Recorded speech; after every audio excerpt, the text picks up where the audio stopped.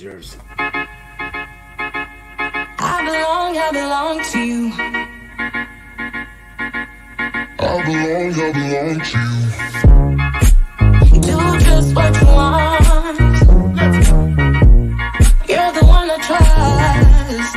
Puts it into an area. Keo, Zamora! And I'll always be around when you need some loving, baby. No one else.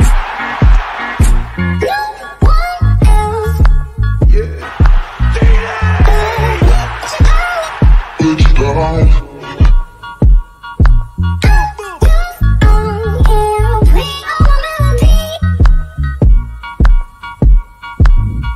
Playing all my melodies.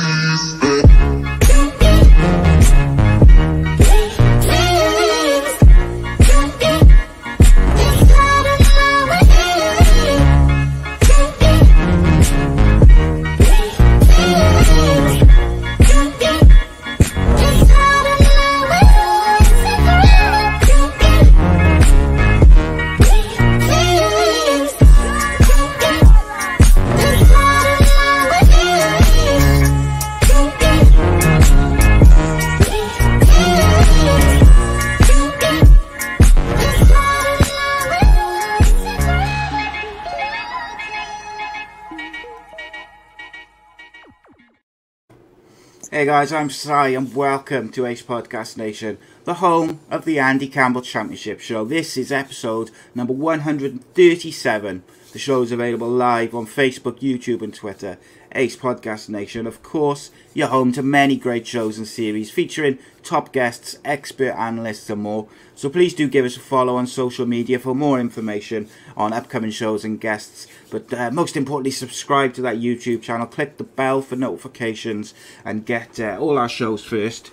And of course, if you prefer your podcasts in audio form, you can download your favourite radio or podcast platform. The links to which are in the description. But if you search Ace Podcast Nation on that particular platform, there's over 400 shows on a variety of subjects with a variety of guests. And if you want to keep it football, follow at AC Footy Show on all social media platforms for where you'll see football related opinions as well as updates on the upcoming guests and shows and any extra shows we do, because we do slip in some extra shows.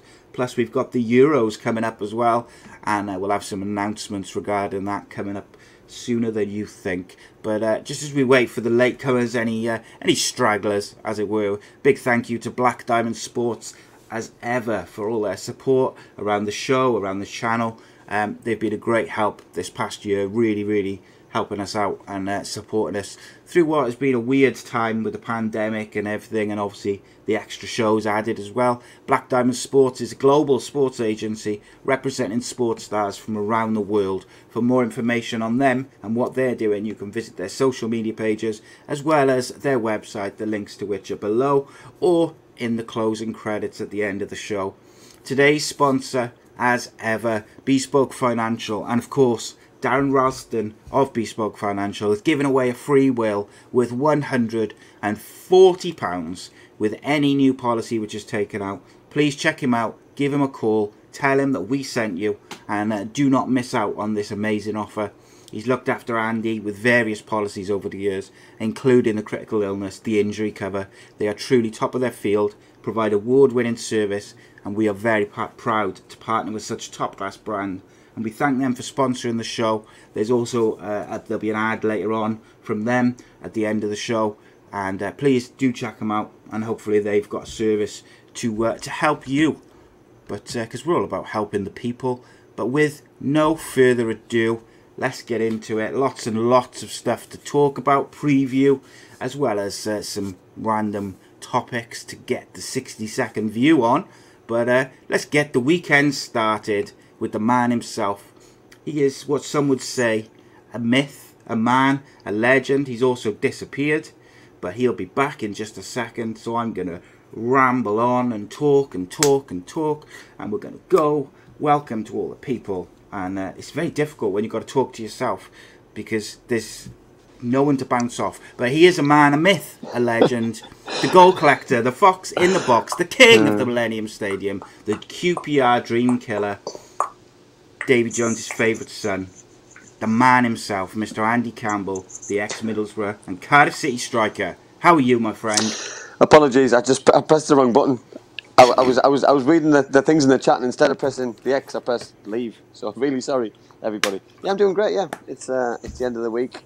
Big games tomorrow. Some huge games for some big football clubs. There's going to be plenty of tears of joy, plenty of tears of misery tomorrow. Come 3 o'clock, I think, because obviously the games kick off early. But yeah, I think you'll see some. You'd think you'll see plenty of goals tomorrow. If people want to see loads of goals, I think there's a lot of teams with nothing to play for. I think a lot of players will play with no fear, because next season is going to be a different kettle of fish with fans back in the stadium, which I'm looking forward to as well. But yeah, really excited to talk about it. Oh yeah. I thought it was really awkward because I was like talking, and then you just disappeared. So I had to keep talking. I had nothing prepared. I was just rambling for a minute. But there we go. It is what it is. Yes, Matthew, I do know that intro off by heart now. I mix it up a little bit now and again. But it's one of those. I've said it so much that it's just off by heart. So we're going to start with Tell Me Why, mate. But Gavin asked the question, who called the Champions League final? Well, I think we both called the Champions League final, but I will ask you a question, both you and the people in the chat. Who called the Europa League final? Yeah, not me. I did say, I knew United obviously were, that was before the first leg, by the way. United were always going to do it. I didn't think they'd do it as comfortably as they did. It was comfortable with saying that, I thought Roma absolutely battered them for long periods last night. Should have been bigger than 3-2. They're a weird side, mate. United. Yeah, weird Arsenal. Listen, I fear for Mikel. Yeah, Arteta. Yeah, I think he's with what's happening this season. I.e., they're not going to get into Europe next year. I think it's going to be a big struggle for him to win over the owners, the fans, and the players. One of the bright lights from us being Odegaard. I can't see him staying if they're not in Europe. So it's I think that's it's been good to see him though, because when he signed for Madrid at 16, he was obviously hyped up a lot, and then he didn't really do anything, didn't play, and he went out on loan. And it's been good to see him get regular football at a top level. Like what I would say about United just quickly is they're so strange, mate. Like every single goal, maybe apart from Pogba's header in that first leg, every single one of the goals they scored was an excellent goal. Even the goals they scored last night, phenomenal team goals. Like going forward, they look as if as good as anyone. Particularly when Cavani's playing with Pogba and Fernandes in the starting lineup. But defensively, mate, they're absolute shambles. Like outside of Wan-Bissaka and Shaw, they're all right. But everywhere else, and when they replace those two, they look like a schoolboy team. Well, to be honest, I can't even give the goalkeeper any credit yesterday, because some of the saves that he made was just so unorthodox and very lucky. You know what I mean? Listen, I know he's always been a bit like that, hasn't hasn't he? De Gea, he's been a bit weird, like his body shape is some weird. Some of the chances which Roma missed were just out of this world. They scored the harder ones and missed the easy ones. It was very bizarre, very strange game. Yeah. I'll be very interested to see where they go. But anyway, we'll go into the first Tell Me Why, mate, okay? Because it kind of coincides with what we were just saying.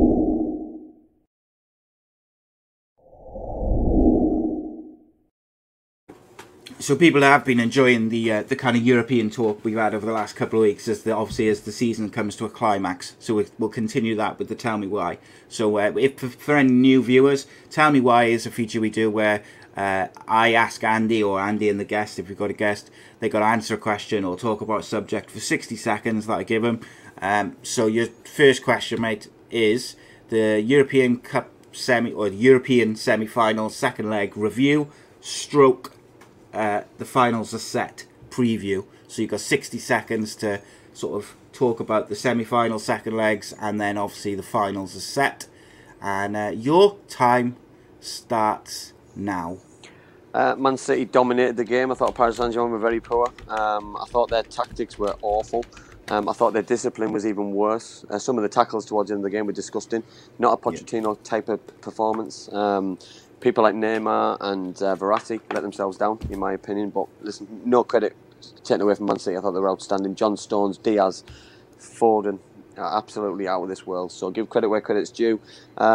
Chelsea did things a little bit harder, a little bit more professional. You know what I mean, in terms of they got the job done. You know what I mean. They created lots of chances, but just couldn't get that second goal. And obviously they got a bit fortunate with the first goal, hit the crossbar and landing on the line for the header. But I thought the second goal was outstanding, great team goal, and fully deserved it. The final for me is going to be an outstanding game. Really looking forward to it. I think Man City will learn from their mistakes and get over the line. Europa League, we just talked about United, fantastic over 2 legs. Second leg did the job they needed to do. The rest of the few players. Arsenal don't get it. Didn't have the best two attacking players. Aubameyang didn't start up front with Lacazette. Then he brought off Aubameyang after hitting the post. He was the only threat. I just didn't get Arteta's tactics, and I really fear for him now, because that was a real opportunity to get in the Champions League. It was a real opportunity to put a marker down in English and European football. But taken away again from Villarreal, I thought they defended outstandingly. You know, I mean, they got a bit of luck when they needed it off the post and things. But Emery will be delighted. 60 seconds, mate. I think I went a bit over there because I got distracted reading comments. I pretty much agree with everything you said, mate. Look, I thought Manchester City were excellent. I thought what Paris did towards the end of the game is they were trying to get players sent off and banned. Yeah, I agree. Roma did a similar thing until they got a couple of goals. They trying to wind up Cavani and Pogba, and it's like that's just nothing but frustration and spite, is it, to get those players to miss the finals.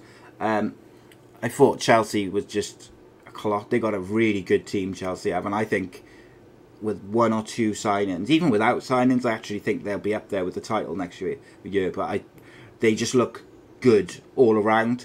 That keeper they've signed, like last year, their keepers looked a bit shaky, didn't they? With the Spanish, I can't remember his name. Sorry, the small Spanish lad in goal. They looked really shaky. They've brought in this guy. He looks phenomenal. He's made some incredible saves these last few weeks. Thomas Tuchel is a good manager tactically as well. Yeah, he is. Like I said about United, going forward, they look sensational. At the back, they look dodgy. Someone said about Cavani, mate. I just wanted to ask you a question about him as well, though. Sorry, mate, just quickly. Right. With Cavani. Obviously, he signed for a year with the option for a further year. There was rumours of him going back to Boca Juniors and not re-signing for that second year. United have said now they want him. And he's apparently, if you believe the papers, sort of umming and ahhing. Like, to me, he brings balance to that United side because they haven't got an out-and-out number 9. But what he's shown in I think he scored 8 in 7. What he's shown is he's still a very, very good footballer.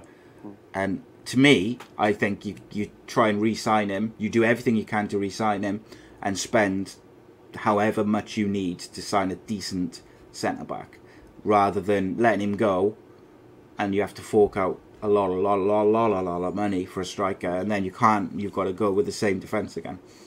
But they're going to have to do that anyway the following season. So I think that I think the planning's got to be. I know what you're saying about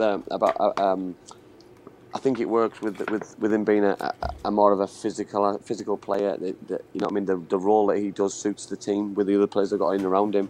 They need to find a player who fits a similar mould. They're going to have to spend the money in the long run. So for me, because you've got to look at it from a personal point of view as well, the player's point of view, that the opportunity to go to Boca Juniors, for example, is probably going to be a 2-year contract or a 3-year contract. So he's got to be a little bit selfish sometimes and think the longevity of his career, less games, is not as high level as the Premier League. So he could probably go on for a little bit longer. You know what I mean? So for him personally, it's probably a good move for him. But for United, it potentially could be a disaster. They would probably want to keep him, didn't they? Yeah. Unless, I think I don't want to spend too much time on this, but like Harry Kane is kind of like, he seems like the perfect replacement for how Cavani's played for him and how he's brought the best out of other players. For the goals he scored, like the goal he scored yesterday with the 1-on-1 and the way he hit it, it's Harry Kane like, you know what I mean? So it's like that Harry Kane gets hold of the ball, he puts the balls in behind for Son and for Moura and for other players, exactly like Cavani does. So for me, it does look like it's like for like, and United have made mistakes in the past by not filling in the holes, and it's taken them years to recover. You know what I mean? So now I'm sure that they will replace like for like, because they don't have a choice. You know what I mean? They've struggled by not putting the best managers in place, i.e. David Moyes, and other managers. You know what I mean? You can't fill holes with the wrong personnel. You know what I mean? They've made the mistakes, but I think they've learnt by those mistakes and they've got themselves in a position now to really go on. You know what I mean? Because next year's going to be massive. You know what I mean? Because you just said there about Chelsea. You know what I mean? It's going to be even harder. If they think they've closed the gap this year, Man City potentially will go to another level because they could be European championships as well. So they could go and bring in another 4, 5, 6 players. You just don't know what the European Championships champions could go and bring in. They could bring a Haaland in. They could go and bring anybody in. It's crazy what the Man world City could bring. can spend anything, can't they? They can literally buy any, like from a financial point of view, they can spend anything they want. Whereas I think United don't have that money. So to me, they should be focusing on if they've got say 200 million to spend and they can raise another 50 from say selling De Gea, I'd be trying to sign Harry Kane for 100 and whatever million it takes, plus a world-class defender. And if that's the only 2 players you sign, then that's it. Because I think if you slot in those 2 players alongside what they've already got, and assuming you keep Pogba and Fernandes and all these other players, then I think they can challenge with those 2. And I'm talking like they've got to be world-class signings. But they don't need more squad players. They need a centre-back and a striker who's, the best of the best sort of thing. And I just, with everything going on, the Glazers and stuff, are not going to happen. Arsenal, shambles, mate. Don't know what's going on with them. They're going to struggle. There's no way Aubameyang's going to stay next year if they're not in Europe. And why would he? The way he's been treated, mate, in all honesty, he's not been great. I get tactics side. Listen, I'm all for managers trying to stay in games and not lose games and go for games too quickly, so to speak. But they had to turn around. They had to score. So why do they think they had the God-given right to go and score in the last 15, 20 minutes? They didn't. You know what I mean? If they scored in the first minute, then for me, they're going to win the game because that second goal would have come. The third goal might have even come, but they had to get that first goal. And if you're not going to go... They had a French international footballer on the bench for the majority of the game. One of the best strikers in Europe, mate. Yeah, it's madness, really. One of the best finishers in Europe. I'm not here slagging off a manager who's very tactically inept. So he's very technically skilled. He's obviously worked with one of the best manager in the world. But I think yesterday he got his tactics really wrong. And he must be kicking himself today because they've lost a huge opportunity. Because their season yesterday was their season. It wasn't like if we lose we can go on and look forward to the Champions League and qualify for something else. Their season was that one game. Yeah, 100%. Here's a quick guy. Something just sprung to mind. What about this? Jesse Lingard. Oh, sorry about that. Jesse Lingard in a cash plus player deal for Patrick Aubameyang. Would that be a good deal for both clubs? I'm not sure Aubameyang is the right striker for United. The kind of player United need. He's similar probably to a Rashford, similar to Greenwood. You know what I mean? And would do those two give you more? I've been really impressed with Greenwood. I thought he was outstanding again yesterday. I think he missed a couple of good chances, but I think with some more games, some more composure. I think he's a future number 9, man. And England call up in the summer. I think he will get more confidence from that. So for me, I would prefer to save that kind of money and sell Jesse Lingard to a club for cash and use that money to bring in a number 9. If it is Harry Kane or if it's somebody else, then for me, Someone asked in the chat, mate, how much do you think Harry Kane would cost? I'd listen. Money talks, doesn't it? And hard cash talks. If United turned around or anybody in the world turned around to Spurs and said, "We will offer you £125 million to sign a player," mate. You know what I mean? I think Levy as well. I think he'd take it. Cause I don't think he would be able to turn it down without thinking they're going to come back with another offer, because I don't see them going up more than 150. I'll be honest, and I think once we're talking about that kind of money, it's outrageous. You know what I mean? Because what United will do, they'll probably just go and buy somebody else for 50. So then Harry Kane then is unsettled. Harry Kane, Gavin will want to reckons move. 50 million. I think he's to get much more than 50 for Harry Kane. England captain. Although his age, minimum, maybe. I think minimum double, because I think is his worth for Tottenham. You know what I mean? I think you look at players have signed for 80 before, so it was 30. Yeah, I don't see plus. under 100 million. So unless there's a player chucked in as well. Gaz says Jesse Lingard will be playing your Champions League football with West Ham next year. Oof. Tell you what though, the price if he does get them Champions League football, he'll probably add another 30 million quid on it. So I'm pretty sure his price has gone up substantially from what it was. Geraint says 80 million minimum. Matthew, I think it was, asked which defender do you think United should sign? Difficult one, isn't it? Because for me, you're looking around Europe. A couple of the Villarreal defenders yesterday I thought were absolutely outstanding. So for me, you're probably looking at the Spanish league because they can defend properly. You know what I mean? I used to look at Italian defenders years ago and think that they knew the art of defending, the Baresi's, the Maldinis, all those kind of players, and they had it off to a fine art. But the Italian football at the minute is not as strong as it used to be. So for me, if I was going to pick somebody off the top of my head, I'd probably go for Albiol yesterday, who played at centre half for Villarreal. Okay. So I thought it was absolutely brilliant. So I would say, if you'd asked me probably 18 months ago, I would have said probably Koulibaly from Napoli. I wouldn't say that anymore. He's a bit older. I'd probably go with Upamecano from Leipzig. There's a Roma defence. Hasn't he just I think he signed for signed Bayern for Munich? someone, didn't he? Yeah, I Signed for think Bayern he Munich, did, yeah. actually, thinking about it. It's just hard off the top of your head, isn't it? The other one was the Roma defender. I thought was pretty good. I mentioned him last week. I can't remember his name now. But he was I think it was a Spanish lad. He was pretty good. And yeah, maybe the one you mentioned from Villarreal. I'm trying to think off the top of my head. There's a guy from Leverkusen, Tapasoba, I think.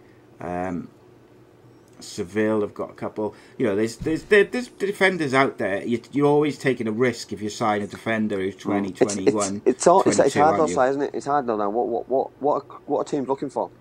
Are they looking for Virgil van Dijk type of defender who's quick, strong, good in the air? Or they're looking for I somebody think who they're can, looking for or they're someone looking who for somebody who can can play play? alongside Harry Maguire, aren't they? So somebody who Do you can think? play. Somebody who can play. You know what I mean? So somebody who can play with, you know what I mean, and play on the ball and getting the ball down. I felt sorry for Smalling yesterday, I'll be honest, with his injury and stuff. So it was. He was dreadful in the first leg, in fairness, but he's had a lot going on. Reece says Albaba from was on a free from Bayern, so like would have been a good signing. Someone else said Sergio Ramos is the rumour. Holgate that said Sergio Ramos is the rumour. I think that'd be a dreadful signing. I'll tell you who would be the other rumour from Madrid was Rafael Varane. Now I think that could be quite a good signing for him. Ultimately, if they could keep Eric Bailly fit, they wouldn't need a defender because he's very, very good. He brings the ball out. I thought he was excellent yesterday. He's very good. He's good in everything that you need him to be. The problem is you cannot keep him fit for a season. Right, second question, mate. Let's move on. So Cade said, I would love to have seen Chris Smalling and Mkhitaryan's face when Jose Mourinho was announced as manager. And that's what I wanted to talk to you about with Jose Mourinho and Roma. Been announced, he's taken over in the summer. Now, Jose Mourinho, it was announced as a project. He's got a 3-year deal, which isn't massively unusual, but it was the wording of the press release and his interview was very, very much like described as a project rather than instant success, which is what other teams like Tottenham, you know, they wanted a trophy. They sacked him before he had the chance to win that trophy. It's an interesting one. So I'd like you to talk to me about it. Like, should players like Smalling and Mkhitaryan be worried, or should they be confident that they've played well for Roma and, you know, he's seen them before, so he's going to bring in the rumours of De Gea and stuff. But I'm interested to hear your thoughts on it, and your 60 seconds starts now. I think players will obviously be a little bit cautious and wary of signing for a manager who they played under before or played in the same division as, because Jose has been very successful everywhere he's gone. So you know what I mean. But when you don't hit the ground running with a certain manager, you think that your name's going to be tarred with the same brush. I think sometimes, or you see it as a fresh start. The manager knows how you can do, so he's going to rely on you because he knows more of you than he does of somebody else. So you can see it as a positive and a negative a little bit. I think they're experienced enough players to understand that even if things don't work out, that there's plenty more clubs in the ocean to go and sign for as well. That Chris Smalling, you know what I mean, that sometimes you can move to another club, reinvent yourself again. Same as Mkhitaryan, you know, that these kind of, I know Chris has only just signed there, but Mkhitaryan seems to be in there a couple of seasons. Same as Edin Dzeko, for example, you know, that Edin was in the Premier League when Mourinho was there as well. So will he be his cup of tea? He's aging a little bit, and players will always be aware, but I think it's down to the players to impress the manager. End of story. And that's your time up, mate, as well. Absolutely. I think he will bring in a couple of players. I think he'll bring in Eric Dyer, and I think he will probably bring in, he will be in the run-in to get David De Gea. Although I think ultimately De Gea will go to Paris because he's on about 300 grand a week, and I don't think, unless he takes a pay cut, he's gonna, Roma are not gonna pay him that much, basically. No way. But it'll be interesting, mate, because he's got history, hasn't he, in Italy? Yeah. He won the league and the Champions League with Inter Milan. Yeah. I think he's got a bit of a chip on his shoulder. He's got something to prove. He arguably failed at United, although I would argue that the club failed him more than the other way around by not backing him. I've said before, if you're going to bring Mourinho into Man United, where the way he plays goes against everything in the club's history, then you've got to give him a shed load of money. Like, that's the point of bringing him in, isn't it? To give him a shed load of money, let him build a team, let him win you everything for 2 or 3 years, and then he blows up and he goes. But he's built like a winning mentality. Well, Mourinho's a wounded animal at the minute, so he's got a point to prove, because, you know what I mean, he's running out of probably clubs in countries, you know what I mean, because he never moves to a different club in the same country normally. You know what I mean, without going to a different country first and coming back. So, you know what I mean, he's got a big job to do now. A big club, by the way. You know what I mean, it could be successful. You know, the semi-final Europa League. You know what I mean, they're doing all right in the league this year. So, I'm sure he'll go there with a bit of confidence. Yeah. Can I ask you a quick question, mate, before we move on to the Championship? I should have put it as a tell you why, really. Tell me why. Pochettino, is he flopping? Like, when he was at Spurs, linked to the Man United job, didn't take it or didn't get it, whichever way you want to look at it. Then a year later was gone from Spurs. He's gone to PSG. Many thought, that was going to be, he was going to be the guy to then take him on to the sort of winning the Champions League and stuff. But not only has he not got to the Champions League final, but he's also not going to win the French league either. Like, how much of damage is this doing to his reputation? Because the French league for PSG should be a given, shouldn't it?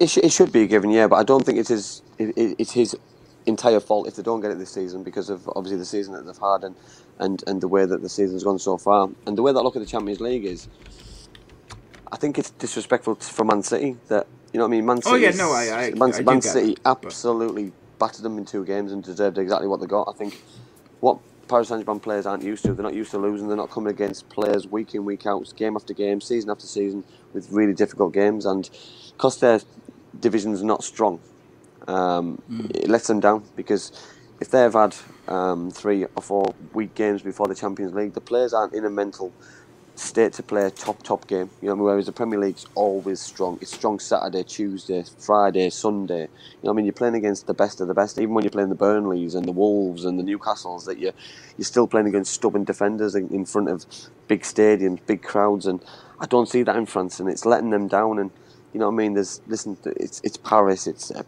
huge city. It's got a history of football, a history for the city, but for me, if it wasn't for the kind of money that were there, you know what I mean? There's only one reason why some of those world-class players are there. They're there for the money, you know what I mean? Of course. And for me, the Premier League's a better animal for some of those players to come to. Mbappe, etc. Verratti even. Verratti, I think, is actually, there's a couple of clubs he'd be perfect for, including probably United could do with him alongside some of the midfielders they've got. But I should say, he's only a point behind. He's just not top of the league. So there's a chance he could win. But they've won the league by 20 points previously. So of course, and it's not Monaco, by the way, or Lyon or Marseille who are beating them to the league. It's Lille, which again, you can't be disrespectful to Lille. They're there on merit. The league table doesn't lie. And you're right. And I wasn't saying it in a disrespectful way about Man City. Man City deserved to beat them over 2 legs, but Pochettino tactically, I thought, was quite poor in both legs, really, but particularly the second leg and the second half of the first leg. he didn't adjust in that second half of the first leg. He should have tightened things up a bit and adjusted, and he didn't. And Man City kind of got back into the game. Also, one That's thing down I'd to like the manager, mate, isn't yeah, it? well, one thing I'd like everyone was slating Pochettino for not bringing Mbappe out. He's He must have injured, wasn't been. He must have been injured. You know what I mean? Then why is he on the bench? Because clubs can have 11 subs in a Champions League game. You know what I mean? If you had 5 subs, he wouldn't have named on the bench, and you'd know he's injured. But because you can name him as a sub because there's that many subs, it scares Chuck him on teams. just in case. Yeah, well, just a name, isn't it? It scares teams and thinks that he's going to come on. It keeps them thinking all of the time. Where you have 5 subs, you can't name him. It's just because it's a pointless. It's a waste of a sub. Where you can waste a sub when you've got every man and his dog on the bench. It's a pointless exercise. Yeah. Holgate Dad says managers need more time these days, in his opinion, and I couldn't agree more. We've talked about that a few times with different managers, and look, I thought Solskjaer was absolutely dreadful at Cardiff City, and I thought it took him a good 18 months to even look like a Manchester United manager. But you can't argue that he's made United better. Do they? They've still got, like we've talked about already, problems in certain areas. But he's made them better, mate. You know? They're playing good football. They're scoring goals. And they're in the European final and they're second in the league. So, Man City were the best team in Europe, in my opinion. So, they're the only team above them in the league. So, I don't know. He gets a lot of grief. But ultimately,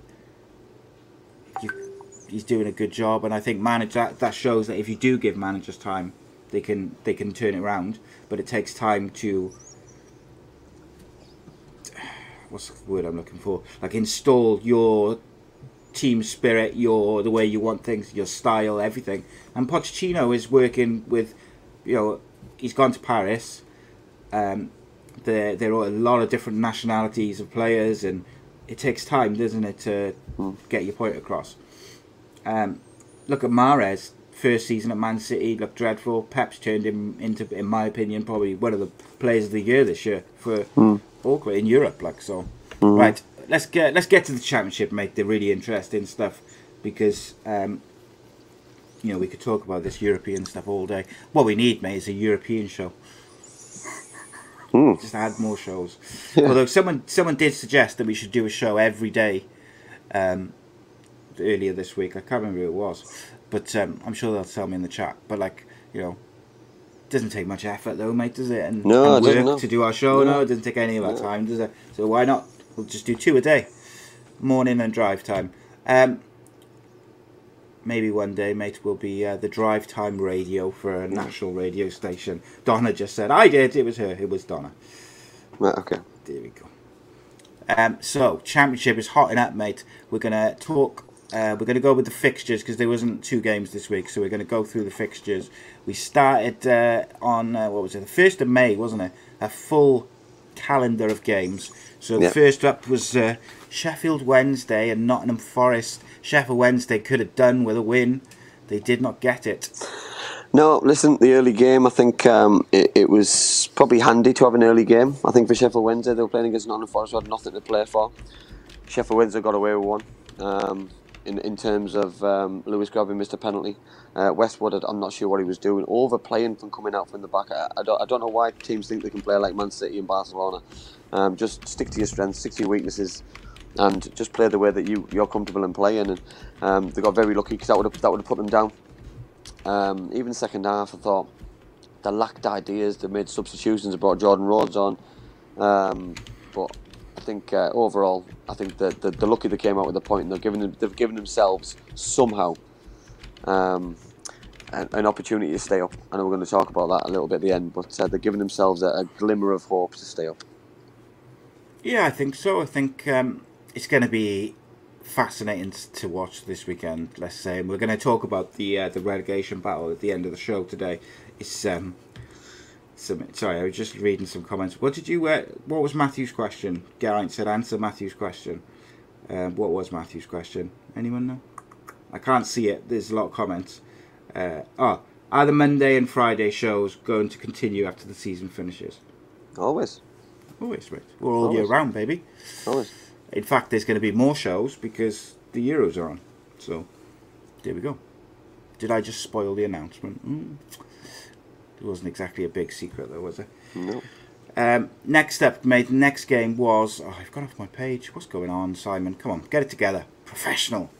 Birmingham City 0, Cardiff City 4. Yeah, listen, absolutely. Meant nothing. Players played with a bit of freedom, a bit of confidence. Birmingham City looked like they'd realised they'd stayed up the week before, and to be fair to them, they played a couple of younger players. Obviously, the Sam Cosgrove, he played. They didn't play Jukovic up front. They didn't play Hogan up front. So they tried a few different things. It backfired a little bit. Harry Wilson's outstanding, scored a hat-trick, but he needs to be more consistent. Listen, everyone's raving about it. It was an amazing hat-trick, of course it was, but he needs to do it all the time. I'm not saying 3 goals all the time, because that's impossible, but he needs to bring goals, consistency, assists, and the way that he attacked the game, he needs to do that every single game to give Cardiff City an opportunity and a chance next year to get promoted if he's going to stay. This will give him an opportunity to stay, because I think the club will want to keep him. But will Liverpool be happy for Cardiff to keep him? Will he be going and fighting for a team for a place at Liverpool? Who knows? But it was nice also to see Harris get a goal. I thought it was a very well taken goal as well. I thought he ran the line really well, and it was a tidy finish. So pleased for the clean sheet. You know what I mean? But I think overall, I think they'll be really pleased with the way that finished, and they'll want to finish off in style at home on Saturday, which won't be very good news for Rotherham. You know, because Cardiff City still have a part to play in relegation. So depending on what team Mick plays, I presume he'll go strong, because he's gone strong all the way through the season. It'll be interesting. How Cardiff set up, because players want to earn contracts. Players want to still be here next season, but Mick wants to see if those players deserve to be here next season as well. It's difficult. I got to be honest. I don't see Harry Wilson being with Cardiff City next year, for various reasons. But on a more positive note, I think he's been all right. He's finished the season well, but like you say, consistency probably hasn't been there. Johnny Williams, I think, if he could stay fit and play week in, week out, is more than capable of playing that role in the Championship. But he just doesn't seem to be able to stay fit, sadly. Mark Harris has impressed me, mate. I got to say, every time he's come on, I think his finishing's really good. But he runs the lines well, and he gives us a different option to go up front and out wide. And I like him. I'd like to see him and Kadeem Harris playing together, mate. To be honest, especially with the way the Cardiff City play. I think Nick's been quite open and honest that he's now probably picked his formation with Kiefer up front and the 3 behind, but that limits Harris with an opportunity. But let's see, it gives players an opportunity, but what an option to come from the bench, because having a young player there saves the club a lot of money. It means that if they do want to spend money, they can spend it in other areas, which is important. Yeah, Donna says, do you think we ever see Lee Tomlin play for the club again? He's still got a contract, so I don't see why we shouldn't and why we can't. He's got a big summer ahead of him, personally. He's got to start pre-season now. He's got to get himself in tip-top shape and then come back pre-season when the rest of the players come back. He's got to hit the ground running and really, really want to play for that football club, because he can't afford to be behind. You know what I mean? We're on about players who can play that position. There's no better player in the Championship on his day, fit and flying, than Lee Tomlin. You know what I mean? So he could be massive, but he can't do it sat on the bench. He can't do it sat in the stand. He can't do it with a pulled hamstring. He can't do it with muscle pulls. He's got to get himself in the right frame of mind to finish his career strongly, because he doesn't want to get this reputation because he's injured all the time and no one will take him and things. He's too good for this. He needs to knuckle down and get fit and show everybody how good he is. I wouldn't be surprised to see Harry Wilson at somewhere like Bournemouth next year. Maybe a team which plays a bit more perhaps free-flowing football at the bottom of the Premier League or the top of the Championship. I don't think he's ready to play challenge at Liverpool, unfortunately, at the moment. Reece makes a good point as well, by the way. He says, you've got to remember, Neil Harris played Harry Wilson on the wing for the majority of his time there. So that was obviously an issue as well. Next up was Brentford getting ready for the playoffs. Oh, just very quickly, someone said, I think it was Matthew said in the chat, I really hope Cardiff City play at least 50% fringe players and youngsters tomorrow.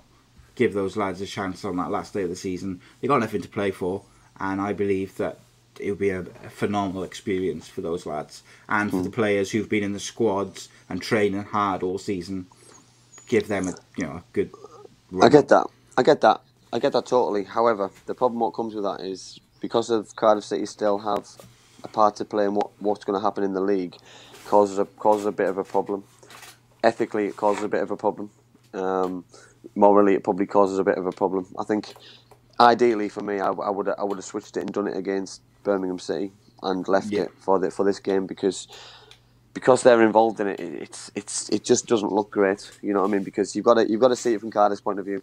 Next season they could be fighting for promotion, and teams could. You know what I mean? Listen, I don't know. But what you can kind play of squad players, can't you? That's the point of playing the squad. That's the point of having a squad. You can, yeah. But we're talking. We're not talking squad players, are we? We're talking young players to see if they're ready. You know what I mean? And that's the point. They have done that throughout the season sporadically, though, haven't they? They've played a couple but of youngsters. not all at once. Not all at once. If you play a centre forward tomorrow and drop Kiefer Moore and play a 16-year-old centre forward, then that's fine. But if you play a centre forward, a centre midfielder, a goalkeeper, and a right back, that's not fine, then, isn't it? Yeah, I guess. Yeah. It's an interesting one. Brentford beat Watford 2-0. Tony again, superb. Yeah, listen. What impressed me the most is Brentford weren't planning for the playoffs. They were planning on finishing as high as they can because they were the only side over the weekend who played their best side in the playoffs. So they wanted to finish. They want to finish top. They want to finish their second leg away from home. So because the first leg's away from home, and they've got themselves a 4-point gap, so they are going to finish in third place. It all depends who they play. They're either going to play against Bournemouth or Barnsley now. So it's fair play to Brentford. They're a good side. Watford had already gained promotion, and it was always going to be a difficult game. And obviously, with Norwich winning, they won the league now. So Watford can go and enjoy the game tomorrow and just finish the season off in style. Exactly that, mate. Huddersfield won, Coventry City won. Yeah, bit of a drab finish for both teams. I think both safe and nothing to play for. But obviously, wanted to stay unbeaten. You want to finish the season with a bit of confidence, with a bit of swagger for both teams. Stay unbeaten potentially. I think Coventry will be a little bit happier than Huddersfield will. But I look at the last 3 games with Huddersfield and Coventry. All three draws, 0-0, 0-0, 1-1. So not great games to watch. No, indeed. Then we had Luton Town versus the mighty Middlesbrough, my friend. Not a great spectacle in terms of games. Luton started the game better, took the lead. Middlesbrough equalised through a little bit of a fortunate goal. Middlesbrough got lucky towards the end with a penalty saved by Archer. But listen, I think Middlesbrough had a great season. I did a show for some of my Middlesbrough friends who run the Middlesbrough own podcast, and we didn't have a disagreement, but I think people are disappointed when they see Barnsley in the playoffs and when they see other clubs in the playoffs. And I get the point, but for me, you've got to see a progression. For me, they should have got relegated last year if it wasn't for Neil Warnock coming in. So, and to where they are now and how they're finishing and how strongly they are looking as a group of players in the team, then for me, I'm really excited and looking forward to next season. Yeah, 100%, mate. I think they've had both teams had a really good season, better than I think they would have been. So I think they can be happy with the way everything's gone. I think Neil Warnock's made a huge difference to Middlesbrough. And I think Luton Town will be absolutely ecstatic about their season to not be involved in the relegation zone. Or both teams really to go from where they were last year to not even being concerned about it. Both stayed up on the last day of the season.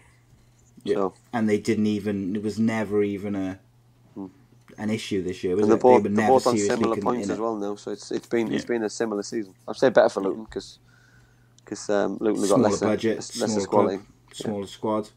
But Neil Warnock, I think, has made a big difference. 2 clubs who've had a rock and roll season. Jed Wallace scored again. Like he's been quite quiet this season by his standards. Millwall beat Bristol City 4-1. Nigel Pearson got his new contract, mate. Hasn't improved their form. No, listen, you got a new contract, you get beat 4-1. It's going to be work in progress for Bristol City in the summer. They're going to have a big influx of players leaving, big influx of players coming in. It's a huge job. Nigel says he's up for it, which is great for them. You just touched on Jed Wallace. He's just Mr. Consistent, gets his 10 goals a season, plays nearly every single game of the season. He hasn't started them all. He's done some off the bench this year, but one player in the Millwall side who keeps impressing me is Billy Mitchell in midfield. He scored at the weekend. He's 20 years old. He's got an appetite. He gets stuck in. He wins his tackles. He's a proper Cockney kind of player that he gets stuck in. He no hairs or graces and just passes the ball to the person next to him and just gets back in his little hole and does what he needs. And really pleased for him. He scored his first goal of the season, and I thought he was outstanding. Here's a question then, mate. Would you have Billy Mitchell in your team of the year, or let's say your squad of the year?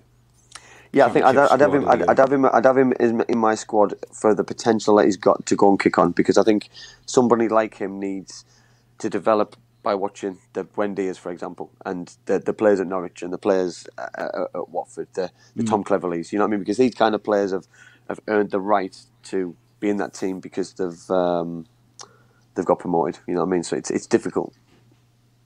Yeah, Gaz says Bristol have been shocking this year. I think Bristol City have had a really poor I don't think they've been season. that good, to be honest. They've been terrible. Holgate, that says, sad thing is, Andy, most Borough fans think they're a Premier League team, but those days have gone.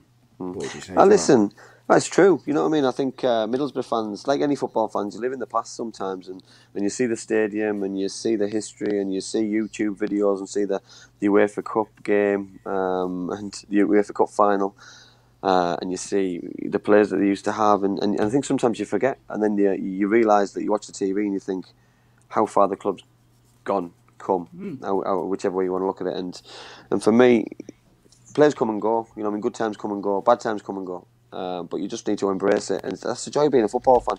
If you just had highs all the time, it'd be boring. If you had lows all the time, it'd be boring.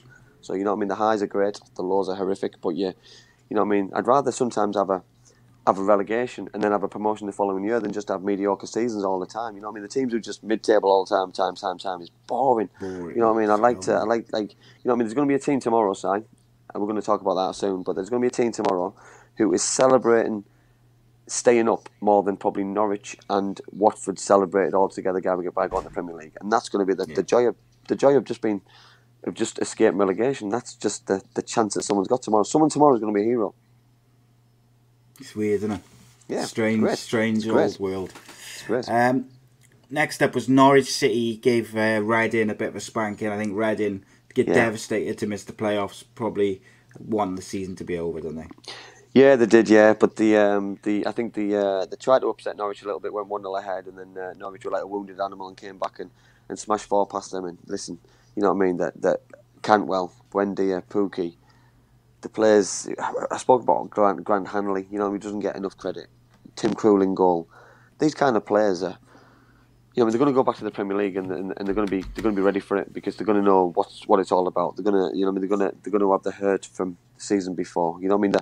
The Norwich fans and the Watford fans, they haven't been in the stadium to watch a Champions League game. The last time they were sat in the stadium to watch Premier League football, and they're going to go back to it again. So it's absolutely fantastic for them. Listen, it's what dreams are made of, and COVID's been quite kind to those football clubs in terms of results and where they're going to end up being. But they deserve it. Norwich deserve the title, and fair play to them. 100%, mate. 100%. They've been the best team in the league. League table doesn't lie.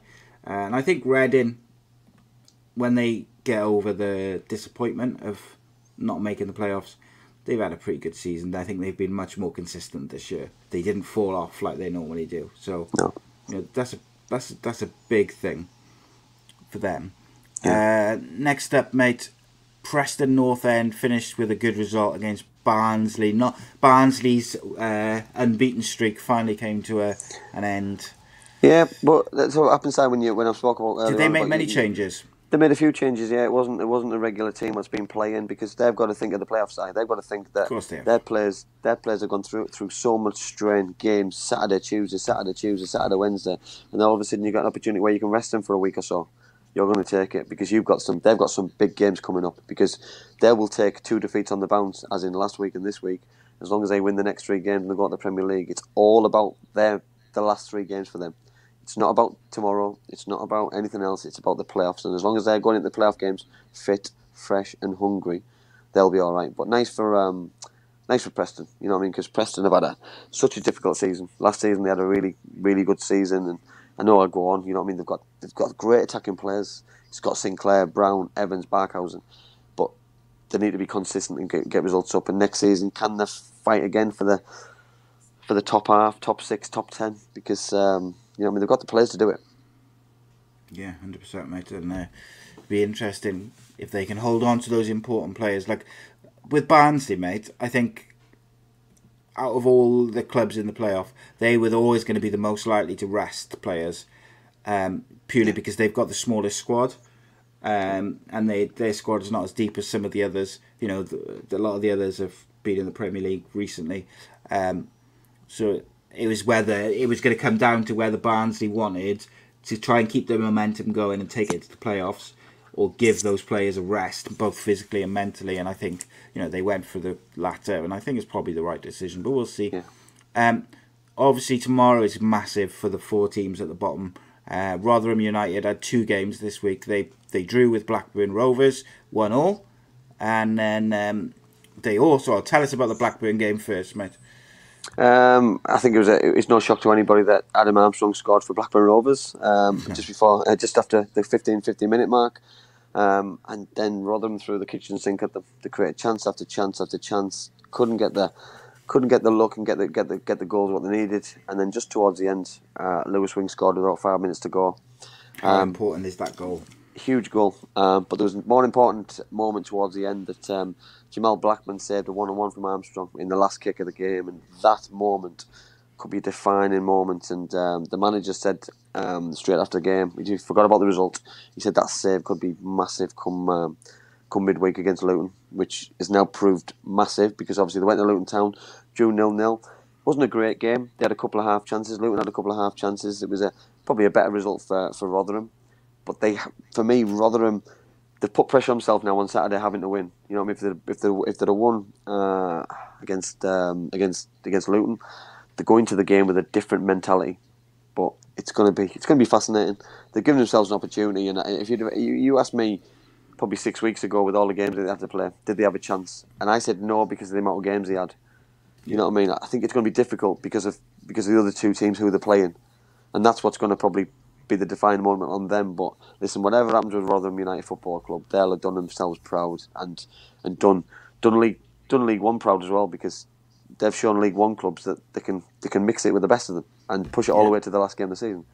100%. So Rob Boyle says, can Sheffield Wednesday and Derby go down? No, let me just double check, because if it's a draw, then Derby go on to 41. As long as Rotherham win, if Rotherham win and they both draw, then Derby, Sheffield Wednesday, and Wickham all go down. Wow, that's going to be it's going to be fascinating, mate. The relegation thing, Sheffield Wednesday, we don't want to beat a dead horse. They should be down already. Derby County have completely capitulated since January. This is the thing, Si, as well. If Sheffield Wednesday win and Rotherham win, Sheffield Wednesday are down already. So Sheffield Wednesday and Derby will be down if Rotherham win anyway. So it's unless Derby win. So it's Rotherham got to win. Basically. Rotherham win. If Rotherham don't win, they're down. So they've given themselves a fighting chance. Basically need to win by 3 or 4 goals, and then all the other teams lose by 3 or 4 goals. I think, which is impossible though, because obviously Derby are playing Sheffield Wednesday, so it's just mathematically impossible because they're because them 2 are playing cancel each other. Each other out, wouldn't they? Yeah, basically, yeah. It's good though that no clubs are relegated so far, which is really interesting. Yeah, I love that, mate. Well, at one point, a couple of weeks ago, it looked like it was both the playoffs and the relegation were going to be done by the last day, which is so you like to take something into that last day of the season. Next up, Stoke 0, QPR 2, mate. I can't get both these clubs, I'll be honest. I can't believe Stoke are performing as poorly as what they are, and I can't believe that QPR are performing as well as that they are. It's when you've got a centre forward like Charlie Austin, you've got an opportunity. You know what I mean? He's obviously joined from West Bromwich Albion on loan. Will they be able to keep him? Will he want to stay? Is he happy playing regular football? QPR can't afford to not replace somebody like him. So if there's an opportunity to keep him next season, take it, because he's a born goal scorer. He leads the line really well. He knows the Championship inside out, and he's just a natural goal scorer at this level. So they will miss him like they missed Eze, like they missed other players. So if they keep selling and not replacing the players who they're losing, it's going to be difficult for them.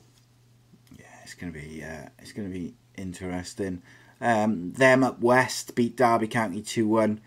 Not very often I'm happy that Swansea City won, but I did want them to beat Derby County. Listen, I thought they got quite fortunate. I thought Derby were excellent. Derby took the lead just after half time, but then you look at the side. You know what I mean? Rested a couple of players. He played two young lads up front in Cullen and Whittaker. Whittaker got one of the goals. They had every right to try and save players for the playoffs. They've got two big playoff games coming up, and then just two big playoff games coming up because they won't get to the third one. So it's just two semi-finals. So it is what it is. They've got two cup finals coming up for them to be part of. So so they've had 4 cup finals this year. Very lucky for them. But it's a strange one, mate. Derby. Like they've just gone to pieces, and I don't. But that point. One player who's been good for him the last couple of games is Tom Lawrence, which is hopefully a good sign for Wales because hopefully on his day he's a good footballer. He's had a difficult couple of years. He's done the right things since that incident. Yes. And then of course you had Wickham beat Bournemouth to keep their dream alive, no matter how unlikely it is. Gareth Ainsworth's team will not give up, and that's been them all over the season. No matter how difficult they found it, they'll lose a few and then they'll win a couple, and they just have not given up all year.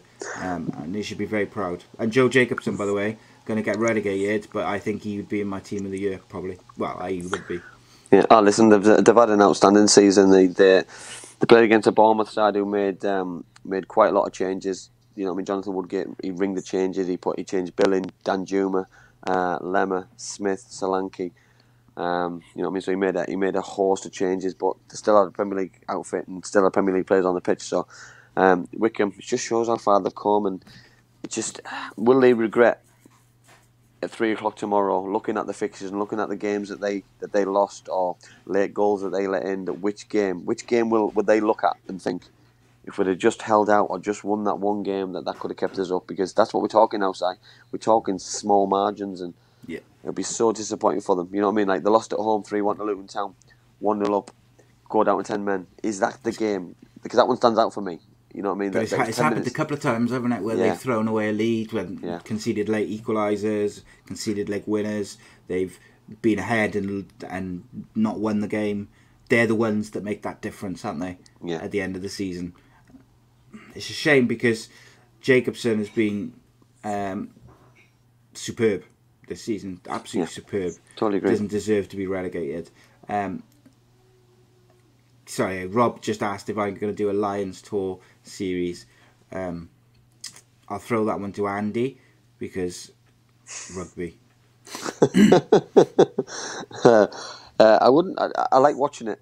I'm not really sure how confident I would be talking about it. You know what I mean? I get a little bit confused with the offside rule and certain other things, and sometimes I've got to check that it's 5 points for a try and 2 for a conversion. I probably got that wrong, by the way, but so I apologise if I have. I'm sure I'm right. I prefer rugby league, mate. It's for real, man. Yeah, that's why I prefer rugby league. Is that what it's called? I prefer union because is it softer then? I prefer that one. So it's like I just call it egg chaser, mate. I don't know. I'm a disgrace to Wales. I am. I just don't like it. I don't like it. I do watch the Six Nations. So I met my wife because of rugby though, so which is weird because we both used to go and watch Cardiff City, but we met on a day we were in the pub watching the rugby with old Willie. Not that was Willie Boland, by the way, just to clarify. That's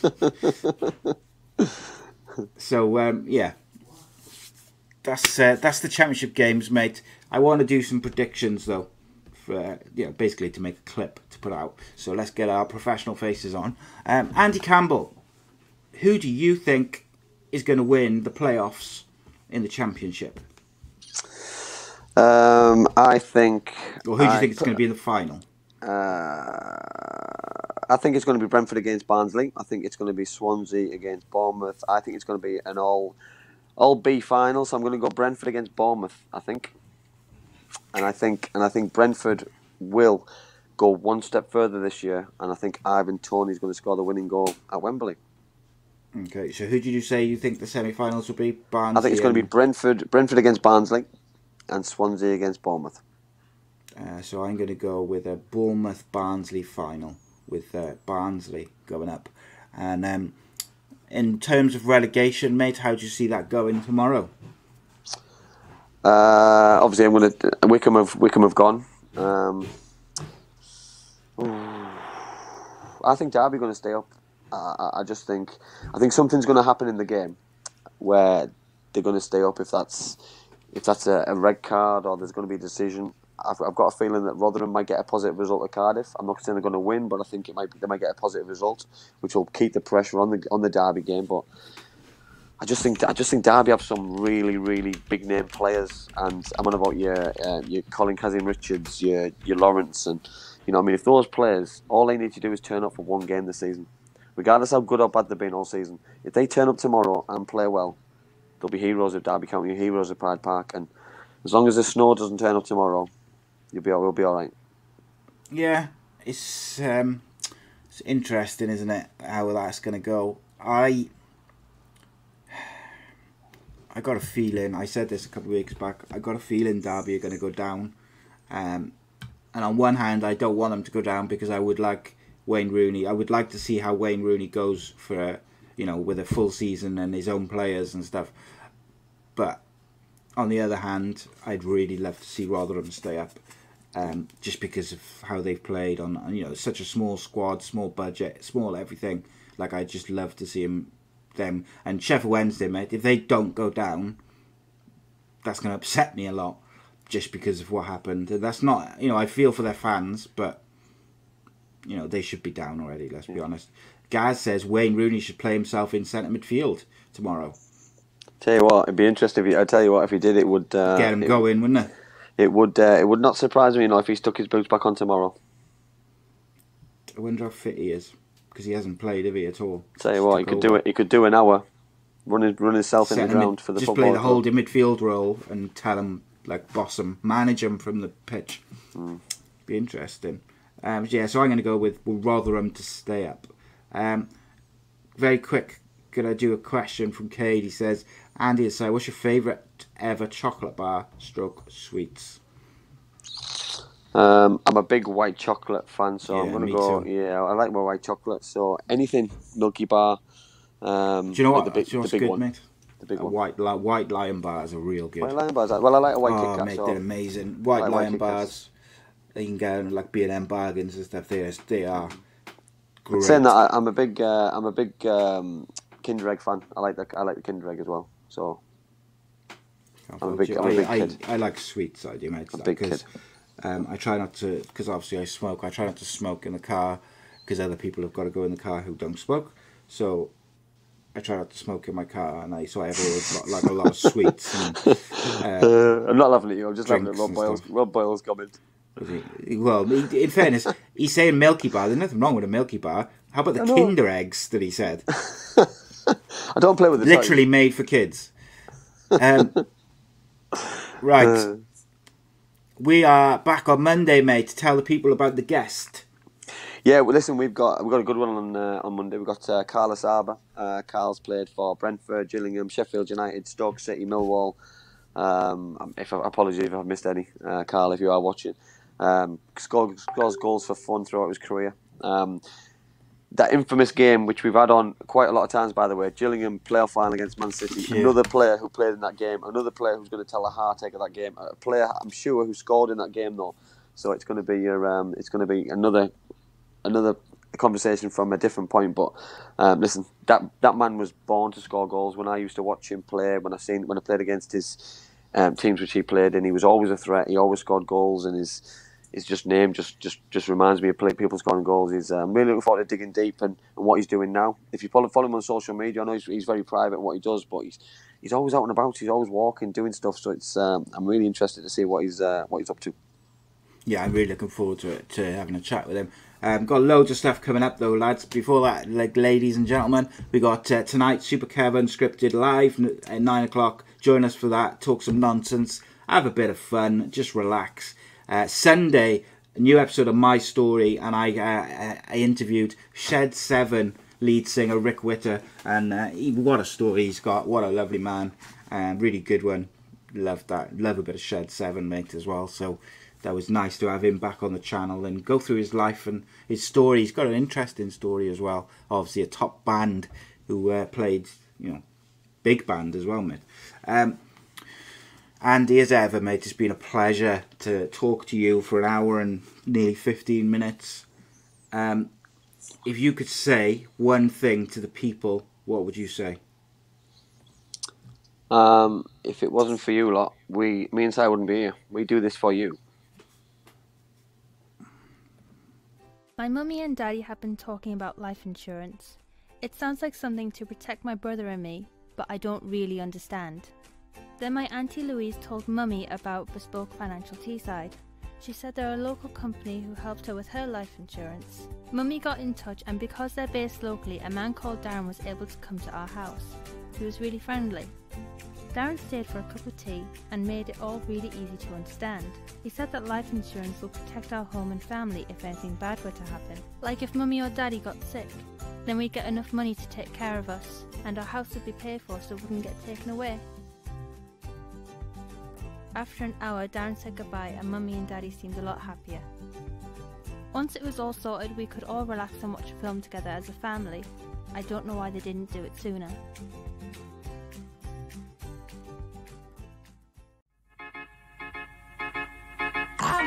I belong to you. I belong to you. Do just what you want.